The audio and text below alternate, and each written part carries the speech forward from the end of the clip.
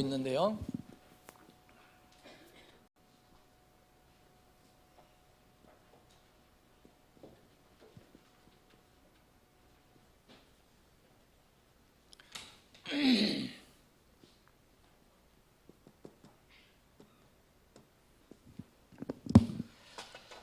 자, 오늘은 지난번 15세기까지 했으니까 이제 16세기를 보겠습니다. 자, 16세기는 왜 인류 역사에서, 특히 교회사에서 중요한 어떤 세기가 되냐 하면은 16세기는 종교개혁이 일어난 그 세기입니다. 종교개혁이 1517년 로마 카톨릭의 사자였던 그 루터가 로마 교황권에 대해서 이제 반박을 하는 거죠. 이게 이런 문제가 있다라고 이제 반박을 하기 시작해서 시작된 이 종교 개혁, 이것이 이제 16세기에 일어나서 불꽃처럼 이제 유럽을 휩쓸게 되죠. 그래서 16세기는 그런 의미로서 우리가 기억을 합니다. 종교개혁 전에 우리가 이제 15세기까지 살펴봤지만 종교개혁 전에도 하나님의 말씀을 따르는 그런 사람들, 신실한, 특히 이제 침례 성도들의 그 그룹은 곳곳에 이렇게 존재해 오고 있었습니다. 근데 이제 15세기까지는 거의 제도권, 종교 제도권의 그 압박과 핍박을 받았기 때문에 자유가 없었어요. 그래서 이리저리 쫓겨다니고 또 순교를 많이 합니다. 순교를 엄청나게 많이 당하게 되죠. 죽게 되죠. 그래서 그때 당시는 신앙 자체가 어떤 때는 신앙이 곧 이제 생명과 같았는데, 이제 종교개혁이 일어나서 종교개혁이 이제까지 재침례 성도들이 가지고 있었던 그 믿음을 상당수 공유를 하게 되죠. 공유. 아주 세세한 거는 이제 우리가 다르더라도, 예를 들어서 그 루터가 주장한 것은 오직 성경, 그렇죠? 성경으로만. 이제 그 로마 카톨릭은 전통과 이 교황의 말, 그리고 관습, 이런 것들이 하나님 말씀보다 우선이 될 때가 있었어요. 그런데 이제 이것은 옳지 않다. 그래서 오직 성경으로 그렇게 얘기하잖아요. 그래서 성경이 기준이 되어야 된다. 성경 말씀이 기준이 되어야 된다. 그리고 이제까지는 모든 이 로마 카톨릭이 주장했던 건 뭐냐면, 그리고 제도권에서 주장했던 것은 뭐냐면, 종교의식, 그 어떤 교회에 가지고 있는 종교의식이나 전통, 이런 것을 통해서 이제 구원을 받는다고 얘기했는데, 행위를 통해서 구원받는다. 그런데 그래서 오직 은혜라고 이제 얘기합니다. 은혜로만, 믿음을 통해서 은혜로만 받는다. 그래서 오직 믿음, 이런 것들을 주장하게 되죠. 종교개혁자들이. 그래서 그게 엄청나게 파급이 됩니다. 그래서 그런 것들은 우리 재침례 성도들, 그 전에 16세기 이전에 있는 믿음의 사람들도 다 기본적으로 그건 근본적으로 다 주장했던 겁니다. 그러니까 이제 이런 것들이 이제 어떤 동일한 주제가 되니까 이제 그 지하에 있던 사람들이 이제 나오게 되죠. 그래서 그 재침례 성도들이 16세기에 이제 많이 나오게 되는 이유가 그겁니다. 이제 드러나게 되는 거죠. 드러나게 되는 거죠. 그래서 지난번에도 말씀드렸지만은 이 종교개혁을 할 때 독일, 스위스, 보헤미아 이런 데서 종교개혁이 일어날 때 그때 갑자기 어떤 참 교회가 생긴 게 아니거든요. 그 전에도 비밀스럽게 은밀하게 세상 역사는 잘 이렇게 알지 못하는 그런 사람들이 존재하고 있었는데, 이제 위험했었고 핍박을 많이 받았는데, 이 종교개혁이 일어나니까 제도권에서도 인정을 받으니까 이제 그분들이 이제 드러나게 되는 거죠. 그래서 16세기에 그 종교개혁이 일어났을 때 첫 번째 현상이 뭐냐면 종교개혁자들과 전에 있었던 사람들이 이렇게 연합을 하게 됩니다. 이제 교류를 하게 돼요. 그런 면에서는 이제 같다고 생각해서. 그래서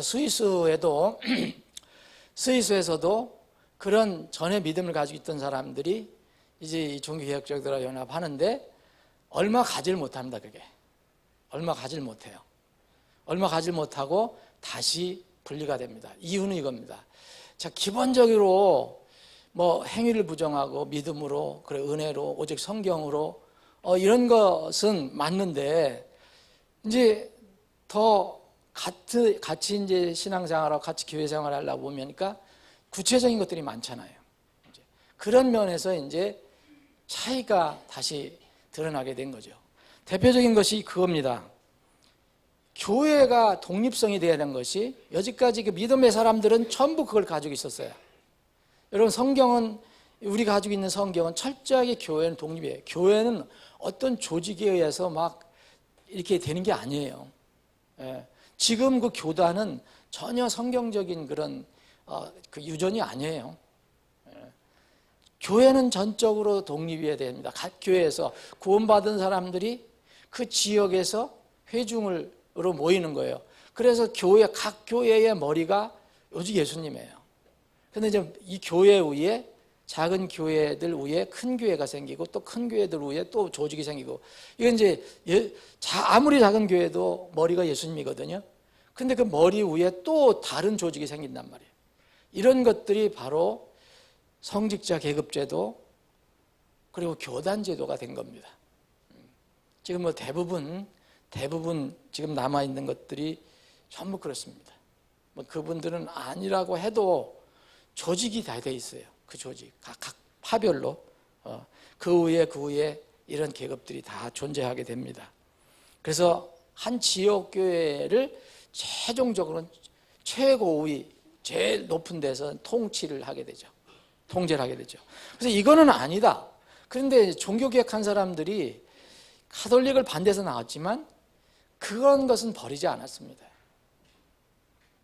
또 성직계급제도 이거에 똑같은 거예요. 이 루터는 가톨릭 사제였잖아요. 가톨릭 사제고 칼빈, 찌빙걸리도 다 사제 이 출신들인데 이들이 종교개혁은 했지만 그 로마 가톨릭에서 가지고 있었던 그런 관습 이것들은 여전히 유지한 게 있었어요. 그 중에 하나가 성직자 계급제도예요. 그래서 지금 여러분들 개혁교회라고 하는데 보면 다 이런 걸 가지고 있어요. 그대로 가지고 있어요. 이름만 사제에서 신부에서 목사 무슨 총회장 이런 걸로 바뀐 것뿐이지 거의 비슷한 조직이에요. 조직. 그리고 또 이 재침례 성도들이 성경을 믿었던 사람들이 견딜 수 없었던 게 뭐냐면 유아세례였어요.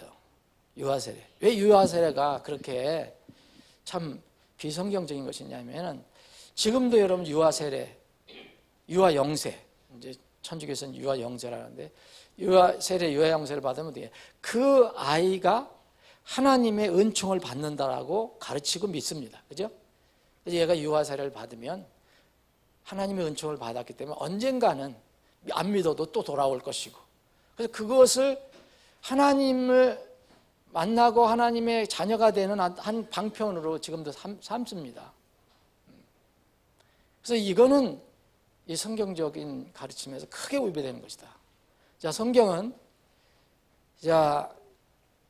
자기가 의지적으로 자기가 양심적으로 자기가 스스로 판단해서 결정해서 믿을 때 그 참 믿음이라 그랬습니다. 그럼 만약 예수님께서 가르쳐 주신 것, 성경이 가르쳐 주시는 것이 사실이 아니라면 그냥 교회 조직에 다 몸담고 어렸을 때부터 유아세례나 세례를 주면 끝나잖아요. 그죠? 그 하나님의 은총을 받는 거니까. 근데 성경은 뭐라 하냐면 믿으라라고 명령합니다. 주 예수를 믿으라. 그리하면 너와 너희 집이 구원을 받으리라. 내가 구원을 받고 내 집이 구원을 받으리라. 그러면 그 아이들이 뭘 합니까? 아이들이. 그래서 유아세례는 이게 아무것도 아닌 것 같지만 이 복음을 굉장히 훼손하는, 자칫하면 굉장히 무서운 이 교리가 되는 겁니다. 그래서 그 성경을 믿는 그런 성도들은 철저하게 이거는 아니다라고 했기 때문에 그들과 함께 있을 수가 없었던 거예요. 그리고 또 이제 아이라고 해도 아이를 지나서 이제 어른이 됐더라도 그 교회에서는 어떻게 가르쳤습니까? 세례를 받으면 중생을 얻을 수 있다. 근데 오직 믿음, 오직 은혜, 행위가 아닌 것을 강조했는데 또 여전히 앞뒤가 안 맞게. 여러분, 종교개혁이 정말 오직 은혜를 얘기했잖아요. 믿음을 강조했잖아요. 근데 그들이 또 수용한 게 뭐냐면 세례 중생이에요. 세례를 받으면 또 하나님의 은총을 받을 수 있다라고 얘기해요. 그러니까 앞뒤가 맞지 않는 거잖아요. 이거를 여러분, 종교개혁자들은 다 인정을 했습니다. 다 인정을 했어요. 물론 이 세례냐 침례냐 이 어떤 방식에 대해서도 물론 차이가 있었지만요. 종교개혁자들은 전부 방식도 전부 물을 뿌리는 것을 인정을 했어요.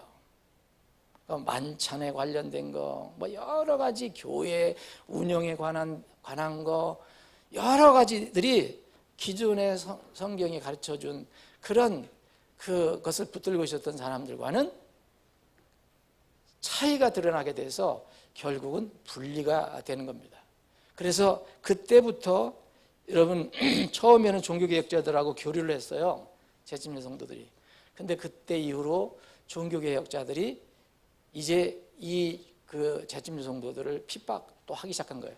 그러니까 이 16세기에는 잘 된 것 같았는데 이제 고통받고 그 순교를 당하고 힘들게 믿음 생활을 했는데 16세기에 이제 종교개혁이 일어나서 이제 우리가 자유롭게 신앙생활 하는가 보다 했는데 이제 오히려 적이 두 개가 생겨버린 거예요. 종교개혁자도 침례 성도들을 공격하기 시작했습니다. 왜냐하면 유아세례 인정 안 한다라고. 교회 그리고 또 이 침례 성도들은 교회와 국가는 절대 분리다. 성경이 그렇게 가르쳐주고 있습니다. 교회와 국가는 절대 분리다. 지금 남아있는 게 종교 분리라는 거예요. 종교 분리라는 거. 국가가 교회를 지배할 수 없고 간섭할 수 없고 교회가 국가를 지배할 수 없어요. 간섭할 수 없어요. 교회가 국가를 위해서 기도할 수 있어요. 그리고 국가는 교회를 위해서 그 기본적인 어떤 그 시스템, 기본적인 것을 제공할 수 있지만 간섭을 할 수 없는 것일 겁니다. 예수님께서 말씀하신 거. 카이사르 것은 카이사르에게, 하나님 것은 하나님에게. 이거 철저한 것은, 다만 교회는 국가를 위해서 기도할 수 있고 정치를 위해서도 기도할 수 있지만 교회가 국가에 뛰어들어가는 것은 아닙니다. 그게 바로 카톨릭이에요. 카톨릭은 국가나 그 믿음, 그 종교가 똑같은 것이 카톨릭이에요. 그래서 로마 교황청은 무슨 종교 조직이면서 동시에 국가인 거 여러분들 아시잖아요. 이건 전혀 비성경적입니다. 어디에서도 찾을 수 없는 거예요. 우리는 믿음이 우리가 이 땅에 살고 있고 어느 국가에 소속되고 어느 정치대에 소속이 될 수 있지만 우리는 구원받은 사람들이 모인 교회는 이 땅에는 순례자고 여행자지 여기서 정착하고 뿌리 내리는 사람들이 아니에요. 우리는 어디입니까? 우리 국가는 하늘에 있어요. 우리 왕국은. 그래서 이 지상에서는 자기가 속한 국가에 최대한 애국을 하고 애국심이 돼야지만 그것이 내 최종적 국가가 아니에요. 이게 침례 성도들은 철저하게 믿음을 가지고 있었던 거예요. 성경이 그렇게 가르쳐주고 있어요. 여러분 성경 읽어보세요. 너희들은 이 땅의 순례자다라고 얘기하잖아요. 순례자. 근데 지금은 이게 너무 혼동되어 있어요. 정치와 국가가 교회가 거기 엄부러져서 가끔 섞여 있고 국가가 하는 것이 뭔지 교회가 하는 것인지 뭔지 몰라요. 여러분 종교개혁 할 때도 그랬어요. 칼빈이 로마 교황을 반대해서 그걸 일으켰지만 루터도 마찬가지예요. 그렇지만 루터교가 지금 뭡니까? 국가에서 지금 녹을 주고 있어요. 국가의 조직이에요. 그것도 하나예요. 그래서 지금도 독일의 루터교는 교회 성도들이 하나님께 드려서 자기의 사역자를 섬기는 게 아니에요. 루터교회는 국가에서 세금으로다가 녹을 받습니다. 이 칼빈이 스위스에서 종교개혁할 때 국가하고 절대 분리를 못하고 국가하고 교회를 하나로 묶었어요. 그게 바로 칼빈이에요. 칼빈. 그래서 스위스 바로 그게 교회 국가였어요. 교회 국가. 정치 교회가 쥐고 있었어요. 그래서 이 성경에서 말하는 것을 너희들이 안 지키면 국가의 힘으로 제재를 했어요. 그게 바로 그 소위 얘기하면은 개혁, 종교개혁, 초창기의 일이에요. 그래서 칼빈이 지배하고 있었을 때 스위스에서 여러분들 몇 번 말씀드린 것 같아요. 지금 행복하죠. 여러분 그때 있었으면은 주일날 여러분들 한번 빠지면 여러분 곤장을 맞든지 끌려가서 너 왜 예배 안 드렸어? 그거였었어요. 여러분 그때 그렇게 했어요. 벌금을 물리든지. 아마 벌금 물린다라면 교회 안 나올 사람 없을 거예요. 국가적으로 교회 안 나올. 근데 앞으로 그렇게 될지도 몰라요. 그게 바로 이 칼빈이 세웠던 그 스위스의 종교국가였어요. 이거는 성경적으로 절대 맞지 않기 때문에 신앙의 양심에 누구든 자유가 있는데 그것도 제어하는 거. 도둑질하면 구약의 그 명령도 이스라엘 신정국가에 주셨던 말처럼 도둑질한 사람 손 끌어다가 손을 잘라버려요. 그런 일을 했단 말이에요. 그래서 이런 것은 아니다라고 해서 이제 믿음을 따라서 성경을 따라서 나오다 보니까 또 핍박을 받기 시작한 거예요. 그래서 제침의 성도들은 이때부터 적이 두 개가 된 거예요. 여러분 지금도 똑같아요. 똑같습니다. 이거. 그래서 그때 여러분 켈빈이 지배했을 때 스위스에 여러분 그 로마 카톨릭으로부터 제침의 성도들이 물에 빠져 죽은 거 아니에요. 그 바로 종교개혁자들이 왜 세례를 안 하고 물침례를 하냐 그래서 일부러 벌을 줘서 장대에다가 달아갖고 물속에다가 빨아들여 죽인 거예요. 누가 했어요? 종교개혁자들이 한 거예요. 여러분 성경을 이렇게 그대로 믿지 않고 거기에 그러니까 온전하게 따르지 않으면 일부만 받아들이고 일부만 개혁을 하고 나머지는 개혁을 하지 않았잖아요.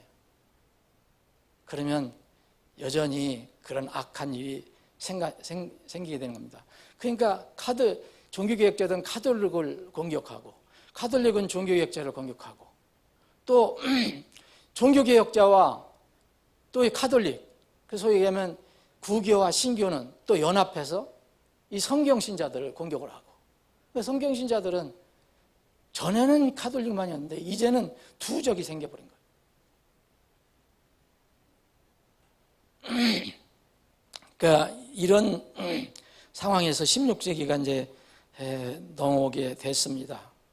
근데 이런 역사 속에서 항상 보면은 지금 그래서 그게 나오는 걸 뭐냐면 로마 카톨릭은 당연히 이 제침의 성도들의 무리들을 다 이단으로 다 정리를 해놨어요. 자료를 한번 찾아보세요. 쉽게 인터넷 들어가면 알 수 있어요. 다 이단들로 했는데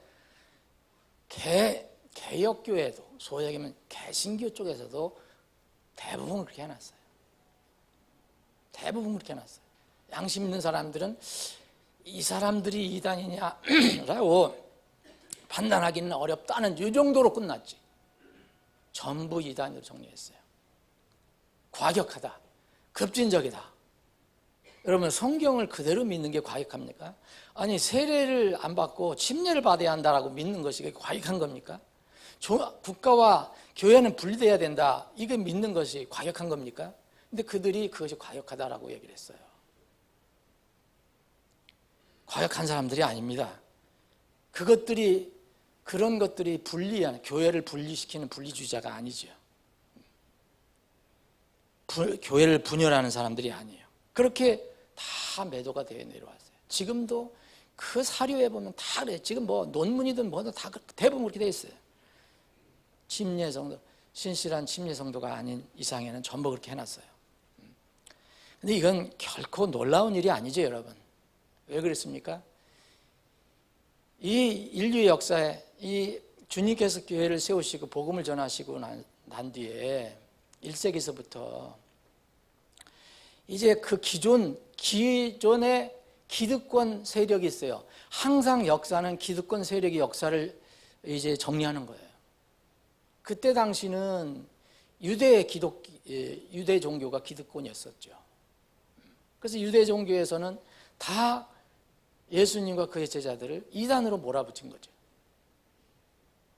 근데 그 뒤에 사도들, 이제 예수님 돌아가시고 사도들, 제자들 통해서 계속 복음이 전해졌을 때 그때 기득권이, 그러니까 다른 세계주의, 이제 유대도 로마에 넘어가고, 그래서 로마 제국이 기득권이 됐어요. 로마 제국이. 로마 제국은 이제 이교도 신앙이잖아요. 그때 이교도 신앙 기준으로 해서 그 믿음을 바라본 거고, 또 4세기에 콘스탄틴 대왕이 종교개혁을, 기독교를 공인했지만 그 4세기에 그 기독교 공인한 것이 온전하게 된 것이 아니고 이교도와 기독교가 섞인 혼합 종교가 된 거거든요, 그때부터. 그럼 그때부터 4세기부터는 기득권이 어디가 되냐? 그게 바로 지금 현재 로마 가톨릭의 그런 그 기득권이었어요. 그때부터. 그 기득권입니다. 예. 지금까지 쭉 기득권이 넘어왔어요. 그리고 16세기, 17세기 종교개혁 했을 때 여전히 재침례 성도들은 소수고, 또 종교개혁을 한 사람들이 이 세계에서는 또 기독교계에서는 또 저기가 됐어요. 전주교를 제외한다면 기득권이 됐어요. 그럼 생각해 보십시오, 여러분. 기득권의 관점으로다가 역사를 기록하게 되어 있는 거예요. 그래서 모든 역사를 보시면, 역사책을 보시면 재침례 성도들은 다 이단, 과격분자들, 이들은 사라져야 할 존재들, 이렇게 묘사가 되어 있어요. 근데 성경은 없어지지 않습니다. 하나님 말씀은 없어지지 않아요.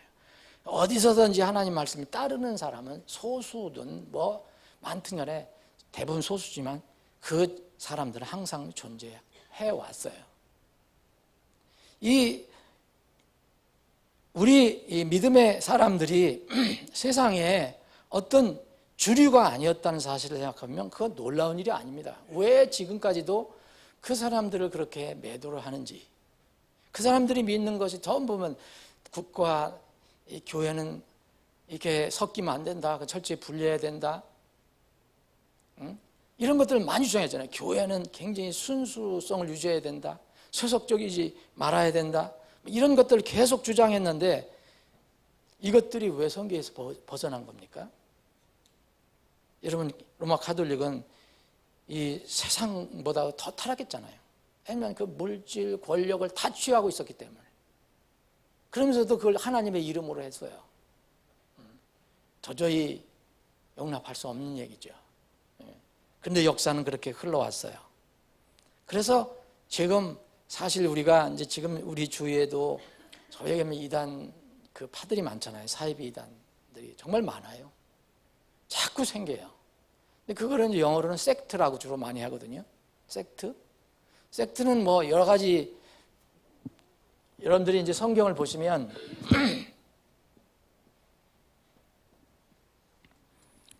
이런 말을 쓰거든요. 성경에 쓰고 있는 거예요. 근데 지금 이 시대에 뭐라 하냐면 이거를 종파로도 번역을 하지만 이단들을 번역하는 거예요. 이단 종파. 그러니까 그들이 우리를 섹트라고 그래요. 근데 예수님은 오셨을 때, 복음을 전하셨을 때 그때 당시에 기득권 주류는 어디였습니까? 유대교였잖아요. 유대 제도권. 그럴 때 같은 하나님을 믿고 하나님 아들로 오셨다고 했는데 그 유대교에서 기득권에서 예수님을 뭐라고 부른 거냐면 이렇게 불렀어요. 예수님이 섹트다. 우리는 주류고 전 섹트다. 그러니까 이게 우리가 이단이라는 말을 잘 써야 되는데 헤롯이라는 말도 있어요. 헤롯이. 이건 그 성질이 그렇다는 뜻이고, 섹트라는 것은 어떤 그 그룹, 이단을 가지고 있는 사람들이 모인 것. 그래서 그걸 종파로도 번역하고 이단파로도 번역하는데, 예수님도 그때 당시에 그런 욕을 먹었다는 거죠. 사도 바울도 욕을 먹었고 제자들도 그렇게 다 그런 욕을 먹었어요. 여러분 사도행전 한번 24장 한번 보세요.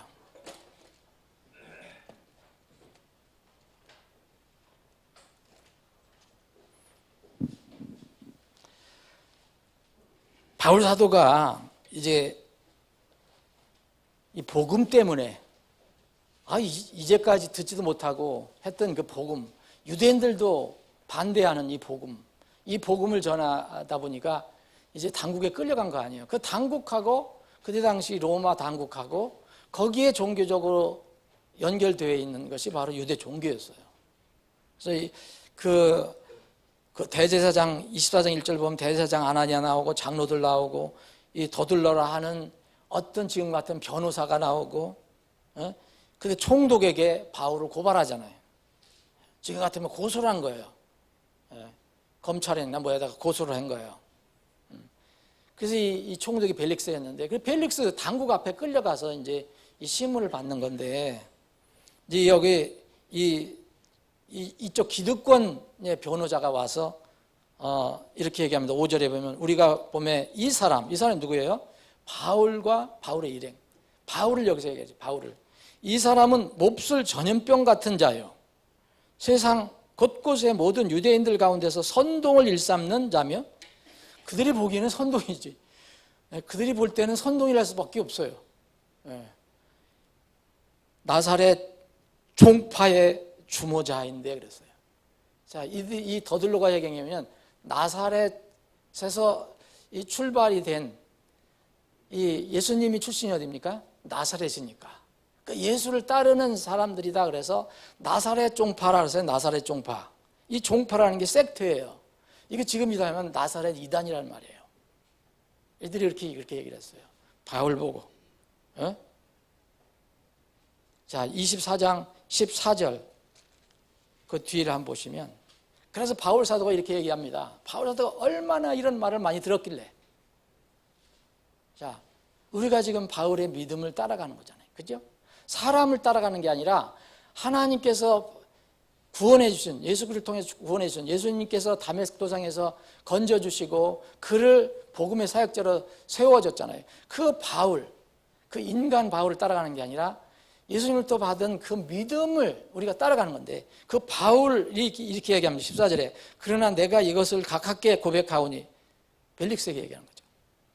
곧 나는 그들이 이단이라 하는 그 길을 따라. 얼마나 많은 이야기를 들었겠습니까? 저 친구 이단이야. 이단 종파야. 그 바울의 입에서 얘기하는 거예요, 지금. 저들이 나를 이단이라고 했다. 그 이단이라 하는 그 길, 예수님의 길, 이걸 따라 내 조상들이 하나님께 그렇게 경배하고 율법과 대한 자들이 그래 기록된 것을 다 믿나이다. 그래서 부활 얘기했어요. 부활. 여러분, 예수님도 이단 소리 들었고 바울도 이단 소리 들었고, 그러니까 우리가 성경을 믿는 것 때문에 누가 무슨 다른 건 다 좋은데 성경대로만 한다, 그런 얘기 들으면 영광이라고 생각하셔야 돼요, 여러분. 그게 펀더멘털이에요. 고집만 피우는 게 펀더멘털이 아니고 우리의 믿음과 실천의 기준은 성경 말씀밖에 없다고 얘기하는 것이 펀더멘털이에요. 28장 사도행전 28장 22절을 보면